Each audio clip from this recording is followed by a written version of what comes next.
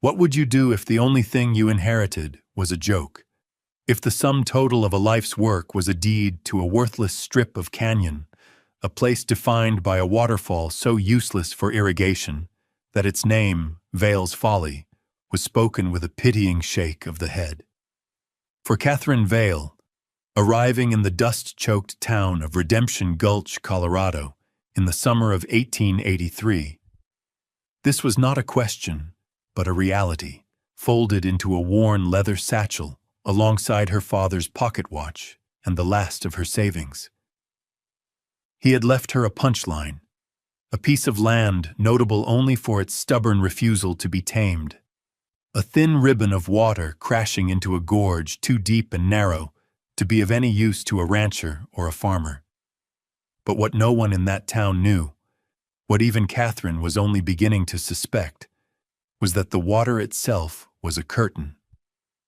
And behind it, her father had hidden a secret of stone and iron, a legacy not of folly, but of impossible foresight. Settle in and let us know where you're watching from, as we tell a story of the quiet courage it takes to listen to the land when the world is telling you to walk away. Catherine Vale stepped down from the stagecoach, the hem of her gray traveling dress immediately gathering a fine layer of ochre dust. She was 27, but the grief of the past month had carved faint lines around her eyes that made her seem older. Her hair, the color of dark honey, was pulled back in a severe bun, as if to brook no nonsense from the wind or the prying eyes of the men loitering on the saloon porch. Redemption Gulch wasn't a town that welcomed strangers, especially not a woman alone. It was a place of hard men and harder bargains, where a person's worth was measured in acres of grazing land or the weight of ore pulled from the surrounding hills. Catherine had neither. She had a deed, signed in her father's shaky hand just a week before he'd passed. He'd been a strange man in his later years, a prospector who'd stopped looking for gold and had started listening to rocks, he'd said. He'd spent the last decade of his life buying this one impossible parcel, paying the taxes with whatever odd jobs he could find, ignoring the laughter of his peers. In his last days, his mind clouded with fever, he'd held her hand, his own as dry and brittle as a leaf. "It's not the water, Cat," he'd whispered, his voice a rasp. "It's the weight of it. Remember the weight."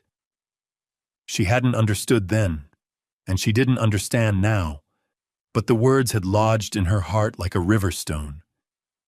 She clutched her satchel, the stiff paper of the deed a tangible link to him, her only link.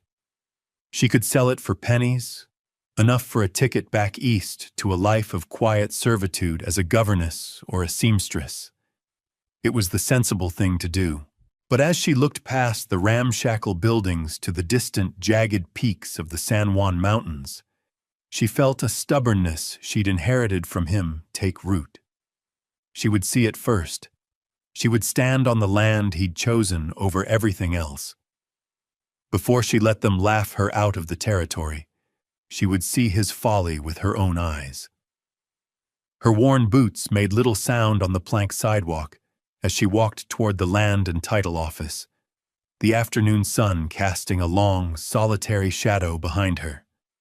The air in the land and title office was stale with the scent of old paper and cigar smoke.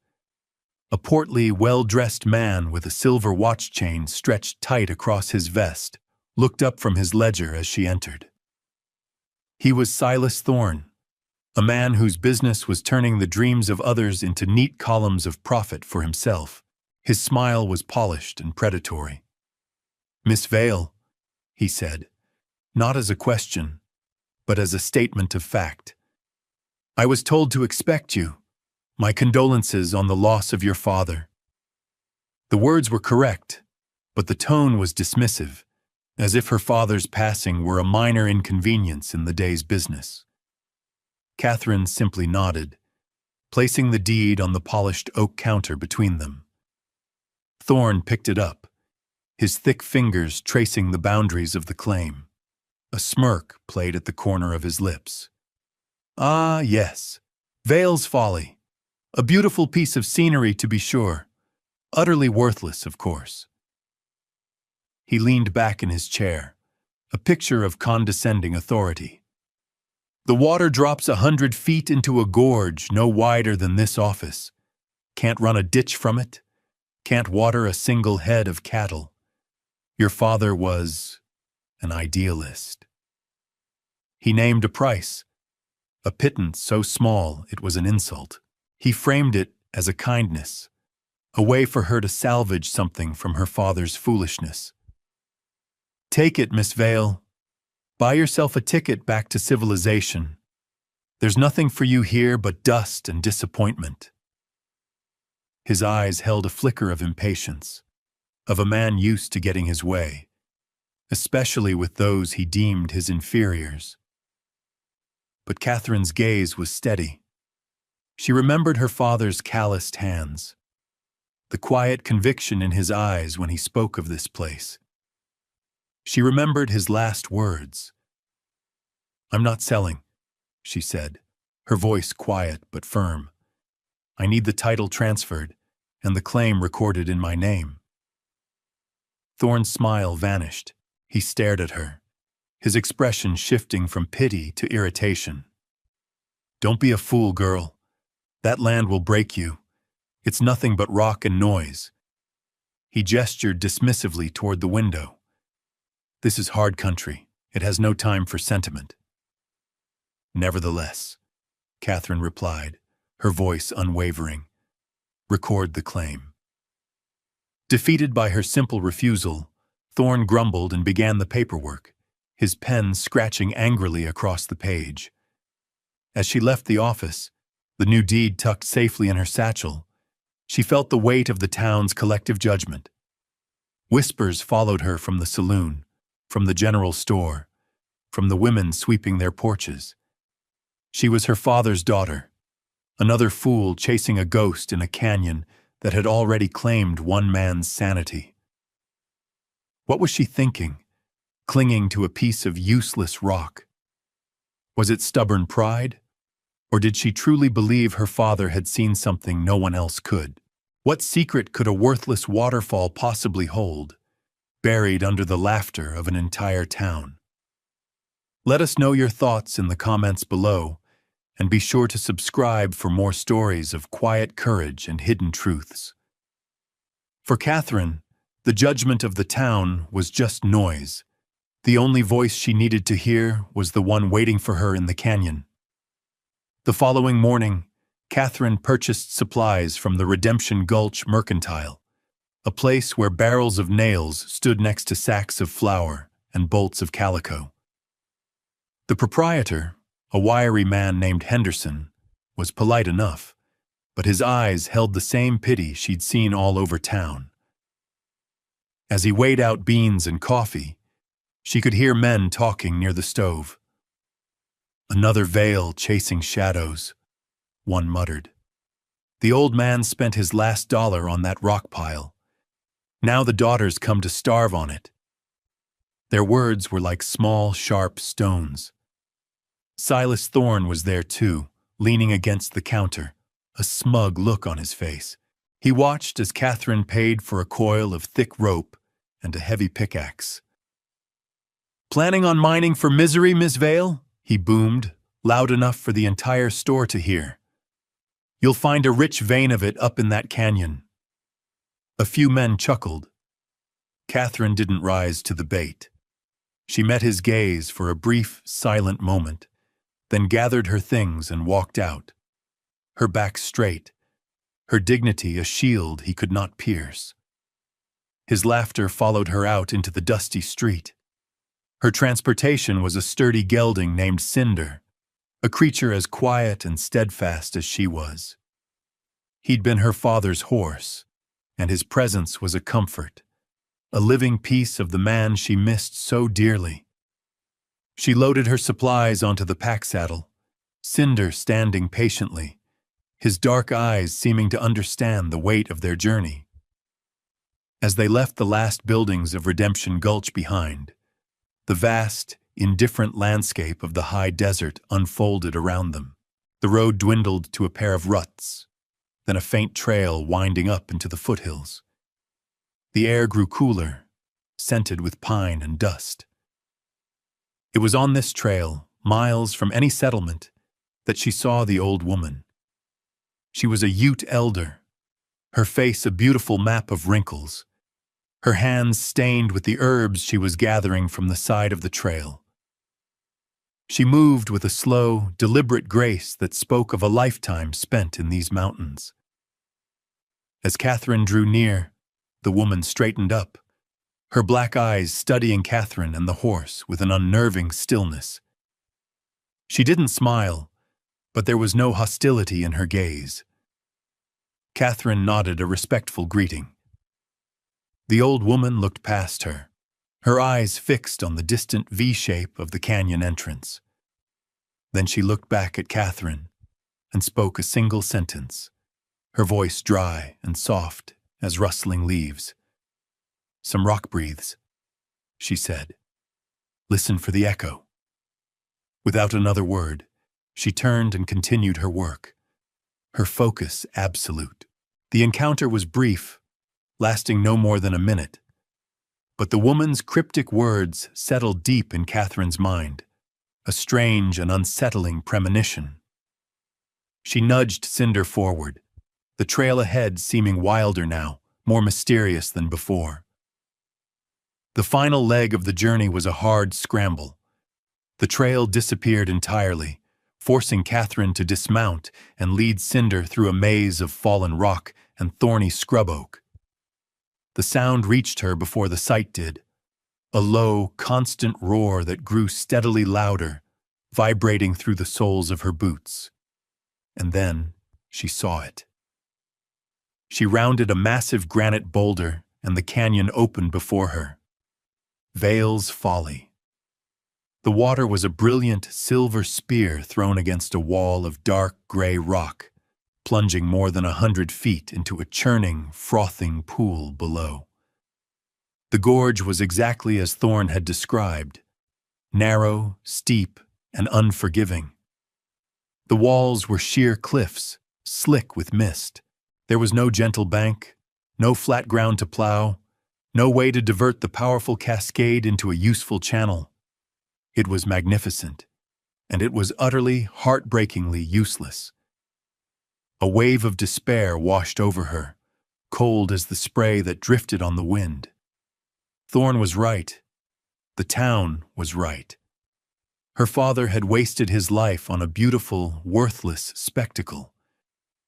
She made camp on a small, relatively flat patch of ground 50 yards from the pool, the only level spot she could find. As dusk settled, the roar of the waterfall seemed to grow louder, more oppressive. It was not a gentle sound. It was a relentless, crushing force, a sound that promised to fill every silence and scour every quiet thought from her mind. Cinder was restless, his ears twitching, his gaze fixed on the thundering water as if it were a predator. That night, wrapped in her bedroll, Catherine stared into the flames of her small fire, the roar of Vale's Folly a constant, deafening companion. It felt like the sound of her own failure. Days bled into a week. Catherine fell into a Spartan rhythm dictated by the sun and the needs of her horse. She cleared a small area for her camp, repaired the dilapidated lean-to her father had built years ago, and spent hours simply watching the water, trying to understand what he had seen in it.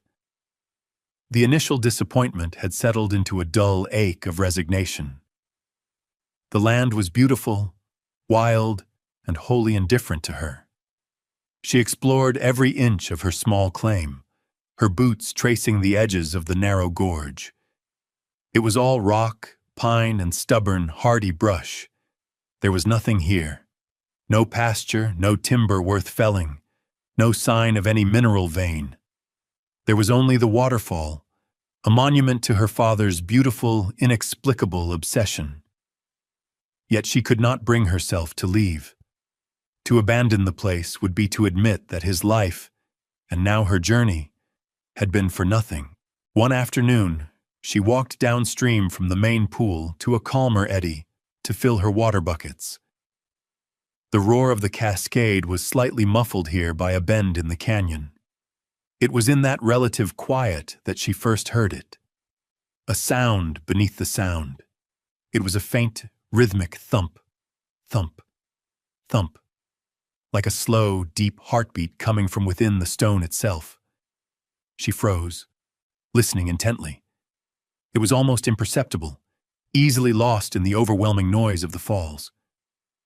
She moved closer to the gorge wall, pressing her ear against the cold, damp granite. The vibration was there, a steady, resonant pulse that had nothing to do with the chaotic crash of water. It was too regular, too measured. It felt mechanical. Her mind raced. Was it an echo? A trick of the canyon's acoustics? She followed the sound, scrambling back over the rocks toward the main pool at the base of the waterfall. The thumping grew stronger, clearer, the closer she got. There, right beside the violent churn where the water struck the rock, the vibration was most intense. Her eyes scanned the rock face, searching for anything unusual, and she saw it. Just above the waterline, partially obscured by mist and a tangle of hardy ferns, was a line of stones. Unlike the fractured, random angles of the surrounding cliff, these stones were roughly squared, fitted together in a shallow, almost perfect horizontal line. It was a detail anyone would miss unless they were looking for it, an unnatural seam in the natural chaos.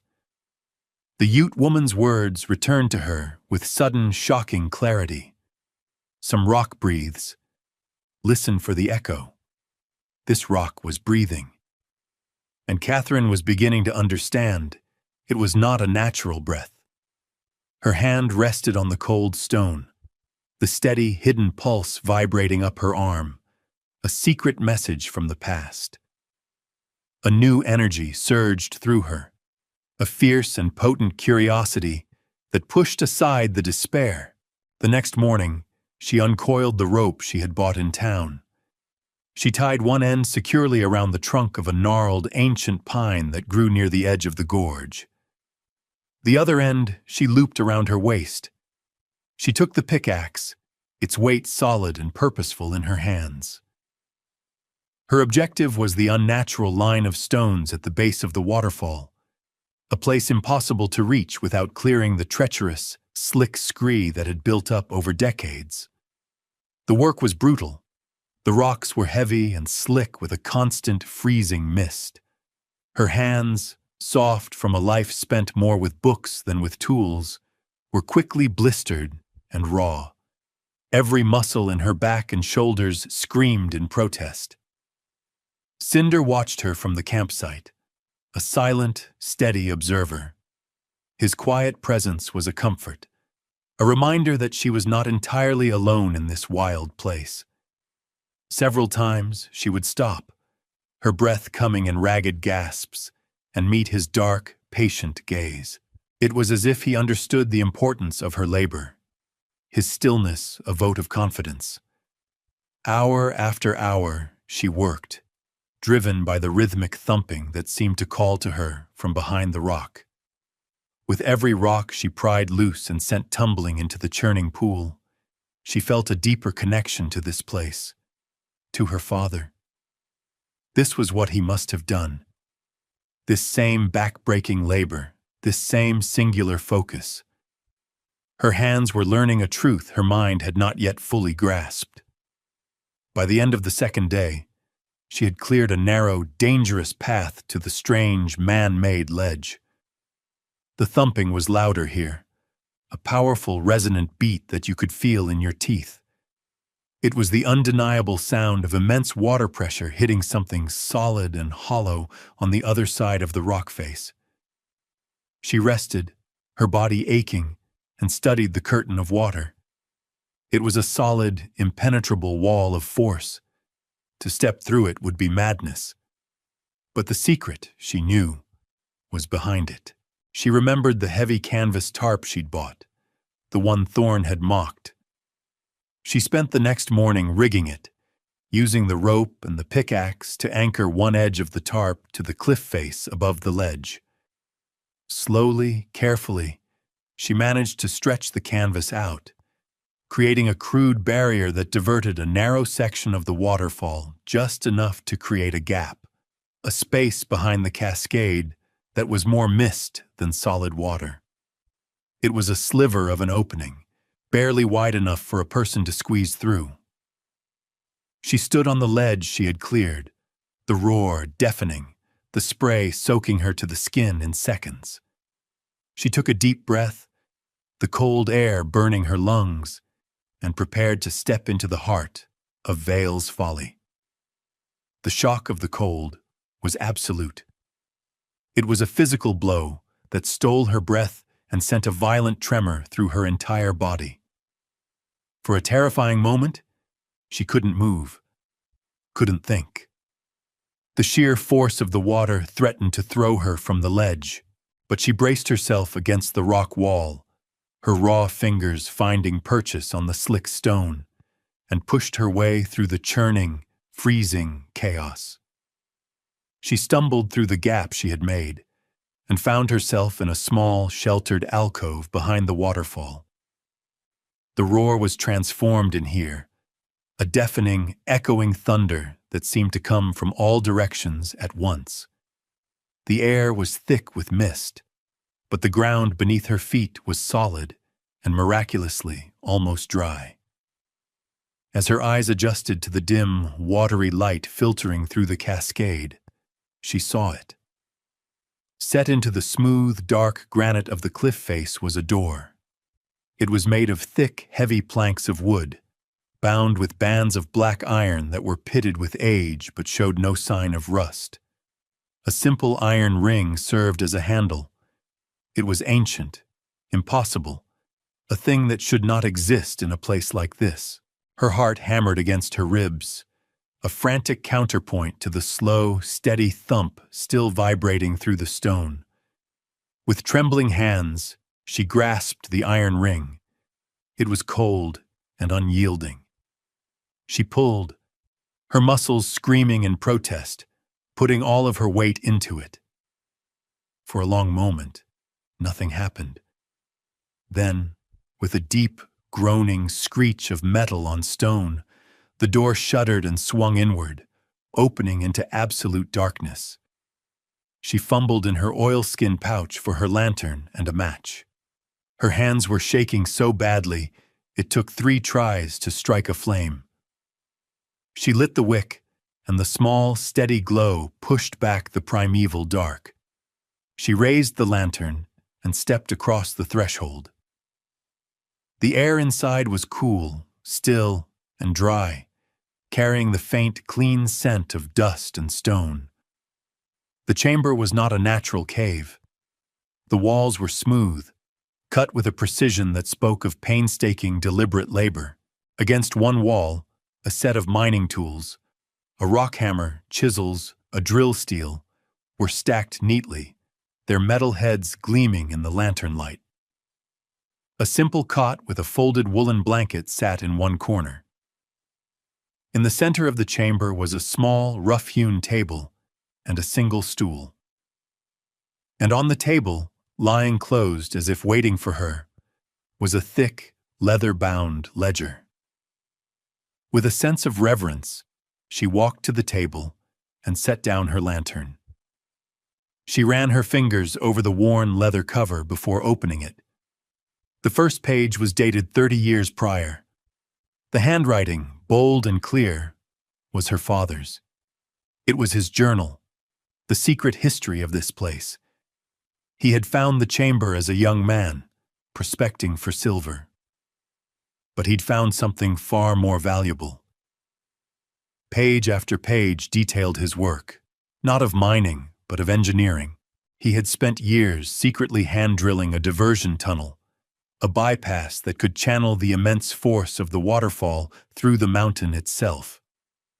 The rhythmic thumping was the sound of the water hitting a sealed, cast-iron pressure gate he had installed deep inside the rock, the key to his entire design. His plan was never about ore. It was about power. Power to run a stamp mill, a sawmill, a grist mill, anything that needed the relentless turning of a wheel. The final entry, written just a year ago in a faltering hand, made tears spring to her eyes. "The world wants gold," he wrote. "I found power. They will not understand until the right hands hold the key. I leave it for Catherine. She has the patience for it." He hadn't left her a folly. He had left her a future.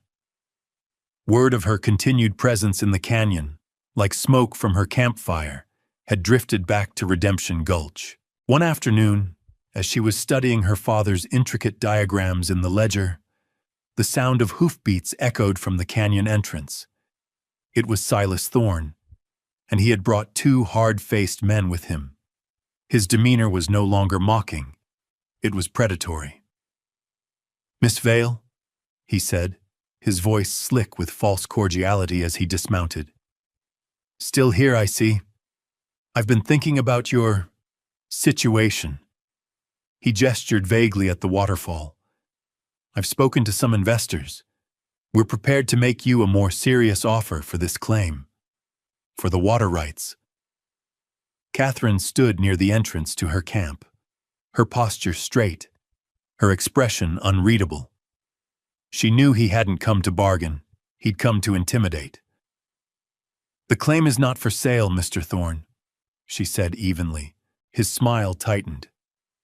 "Every claim is for sale. A woman alone has no business trying to manage a property like this. It's a matter of safety. Things can happen out here." The threat hung in the air, as sharp and cold as the mist from the falls. "I can manage," she replied. Thorne's face hardened into a mask of contempt. "You're making a mistake," he snarled before turning to his horse. "A big one." As they rode away, the sky to the west was turning a bruised purple. A storm was coming, and it was a monster. The wind howled down the canyon, tearing at her small lean-to. Rain began to fall, first as fat, sporadic drops, then as a torrential driving sheet. The roar of the waterfall deepened into a terrifying, world-ending thunder. The creek began to rise at an alarming rate. Just as true fear began to set in, she saw a light bobbing through the rain-swept darkness. A wagon, its wheels struggling in the mud, was making its way up the canyon road. A man was leading the horse, his head bent against the storm. As he drew closer, she recognized him. It was James Mercer, the town carpenter and millwright, a quiet, respected widower she had seen only in passing. The wagon held his young daughter, huddled under a blanket. "Our wheel broke," he shouted over the wind. "We were heading to the lumber camp upriver. Can we shelter with you till it passes?" Catherine didn't hesitate. She led them not to her flimsy lean-to, but to the alcove behind the falls. She guided them through the curtain of water into the dry, still chamber. Mercer stared in astonishment at the cut stone walls, the tools, the door. His daughter, a small girl of about 7 named Sarah, looked around with wide, unafraid eyes. Inside, safe from the raging storm, Catherine lit the lantern and, making a decision born of instinct, showed him her father's ledger. James Mercer, a man who understood the language of wood, water, and machinery, turned the pages with a craftsman's reverence. His eyes traced the diagrams for the diversion tunnel, the pressure gate, the specifications for a water wheel. He looked up at her, his expression one of profound respect. "Miss Vale," he said, his voice low with awe, "your father wasn't a fool. He was a genius." In that moment, surrounded by the storm's fury, a partnership was forged, built not on pity, but on shared understanding and the promise of what they could build together. When the storm broke, James Mercer returned to Redemption Gulch, leaving his daughter in Catherine's care for the day, a simple act of trust that spoke volumes. He didn't go to the saloon to spread gossip. He went to the county clerk's office. There, he filed the necessary paperwork to officially register her father's detailed plans and water diversion rights, attaching them as an addendum to her existing claim. He used precise legal language, ensuring her title was ironclad and immune to challenge. Then, he went to the lumber yard and began quietly purchasing timber, not with Catherine's money, but with his own. His reputation in town was solid, built on years of honest work and quiet competence. When people asked what he was doing, he answered simply, "I'm helping Miss Vale build a sawmill." The words, coming from him, carried weight. The whispers in town began to change. The story of Vale's folly, the joke, was replaced by a new story, one of a hidden marvel, of a daughter honoring a father's secret vision. Silas Thorne, hearing the news, stormed into the clerk's office to file a competing claim, citing a vaguely worded mineral rights clause. The clerk, a mild-mannered man who had known Catherine's father, calmly retrieved her file. He laid out the deed, the official survey, and Mercer's newly filed addendum.